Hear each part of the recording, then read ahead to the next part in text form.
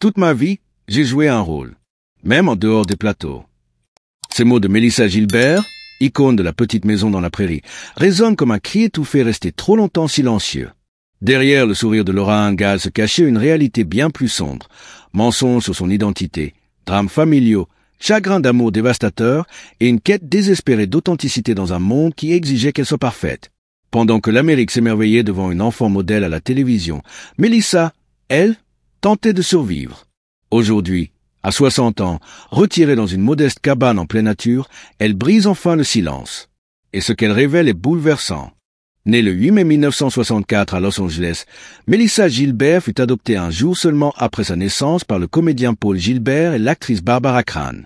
Dès ses premiers instants, sa vie s'inscrit dans les projecteurs d'Hollywood, mais dans l'ombre, c'est une toute autre histoire qui se tissait.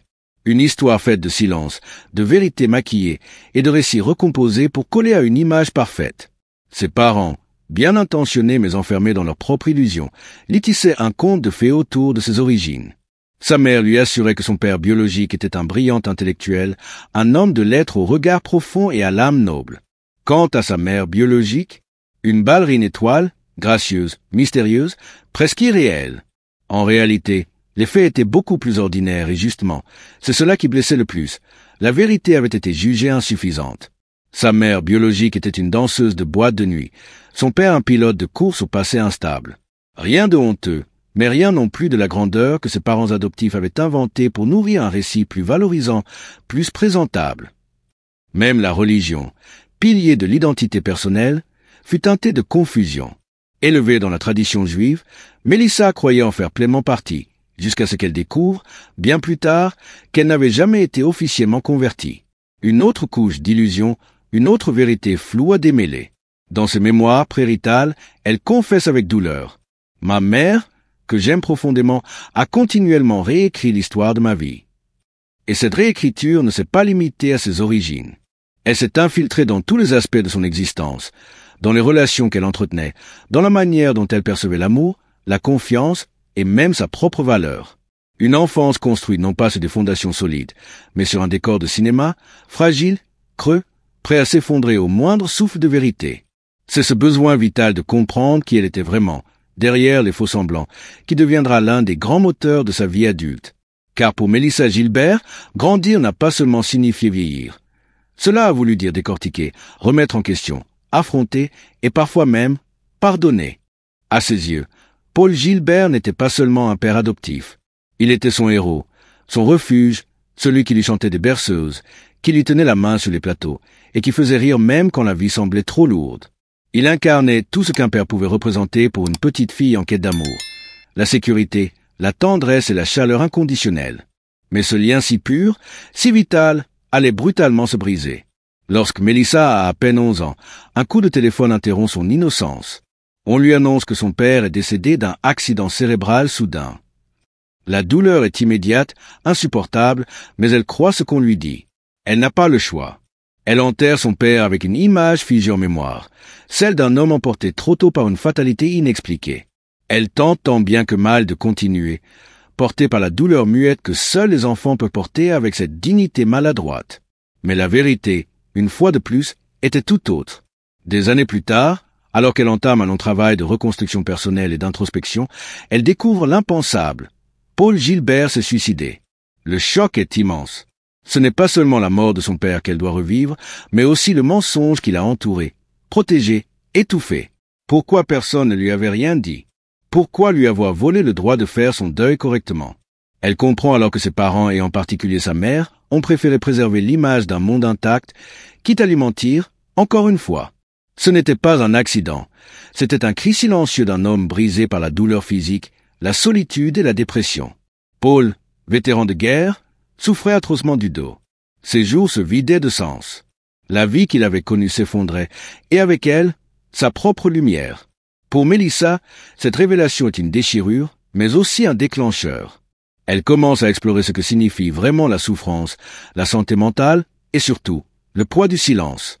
Ce silence qui, dans les familles, dans les milieux artistiques, dans les cercles sociaux, fait tant de ravages quand il est censé protéger. Elle ne verra plus jamais son père de la même manière. Elle ne le blâmera pas, non. Elle tentera, avec le temps, de comprendre. De l'aimer non plus comme un héros parfait, mais comme un homme faillible, meurtri, humain. Et dans cette quête de vérité, elle trouvera une forme de paix, certes douloureuse, mais nécessaire. À 17 ans, alors qu'elle cherche désespérément des repères stables dans une vie trop souvent marquée par l'abandon, Melissa tombe éperdument amoureuse de Rob Lowe.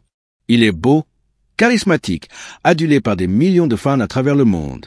À ses yeux, il incarne tout ce qu'elle a toujours idéalisé, la passion, la tendresse, la promesse d'un amour fusionnel et éternel. Leur histoire commence comme un conte de fées hollywoodien. Ils rient ensemble, voyagent, se soutiennent sur les tapis rouges, et très vite, ils se fiancent. Melissa, jeune mais profondément investie émotionnellement, s'imagine déjà une vie à deux, loin des faux-semblants de l'industrie du cinéma, avec une famille, un foyer, un avenir. Mais derrière les flashs et les sourires, leur relation est instable. Rob est à l'apogée de sa carrière, entouré d'admiratrices, pris dans le tourbillon d'un succès qui le grise. Et quand Melissa lui annonce qu'elle est enceinte, l'équilibre déjà fragile s'effondre. Rob, dépassé par la perspective d'être père si jeune, recule. Il panique et finit par rompre. Pour Melissa, c'est un abandon brutal. Un rejet qui la renvoie à ses blessures d'enfance. Et comme si cela ne suffisait pas, quelques semaines plus tard, elle fait une fausse couche. Un double deuil. Celui de l'homme qu'elle aimait et celui de l'enfant qu'elle n'aura jamais. Elle tombe dans une spirale de douleur silencieuse. J'avais perdu mon bébé et l'amour de ma vie. Ce sont ces mots, un cri intérieur qu'elle portera pendant des années. À cet instant, elle comprend que l'amour, comme la célébrité, peut aussi être une illusion, qu'on peut tout donner, tout espérer, et se retrouver en un éclair, brisé. Mais malgré cette fracture émotionnelle, Melissa ne se refermera pas sur elle-même. Elle puisera, encore une fois, dans ses failles, dans ses larmes, une force insoupçonnée. Ce chagrin, aussi cruel soit-il, deviendra un moteur. Un chapitre amer, mais formateur, de son apprentissage du monde adulte. Elle n'oubliera jamais Rob, ni cet enfant qu'elle n'a pas pu tenir dans ses bras. Mais elle apprendra à vivre avec leur absence, à se reconstruire, à s'aimer, même qu'à bosser. Après sa relation déchirante avec Rob Lowe, Melissa Gilbert est à la recherche de stabilité, de réconfort, de quelque chose ou de quelqu'un qui pourrait panser ses plaies. C'est dans ce contexte de vulnérabilité qu'elle rencontre Beau Brinkman.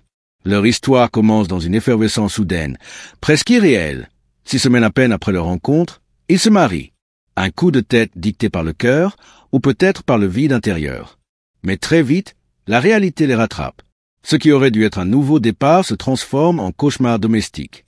Beau Brinkman est instable, jaloux, en proie à des démons que l'alcool ne fait qu'aggraver. Les disputes deviennent leur quotidien, les silences sont lourds et l'amour s'effrite derrière les portes closes. Melissa, encore jeune mère, tente de sauver ce qui peut l'être. Elle s'accroche, espérant des jours meilleurs qui ne viennent jamais. Dans ses mémoires, elle évoque une scène d'une violence émotionnelle insoutenable. Un soir, alors qu'elle descend au rez-de-chaussée chercher du lait maternel pour leur nourrisson, elle tombe sur son mari, Beau, allongé sur le canapé, en plein acte sexuel avec une prostituée. Elle reste figée, sidérée. Et lui, dans un calme glaçant, se tourne vers elle et lâche. « Qu'est-ce que tu regardes ?» Comme si c'était elle, l'intruse.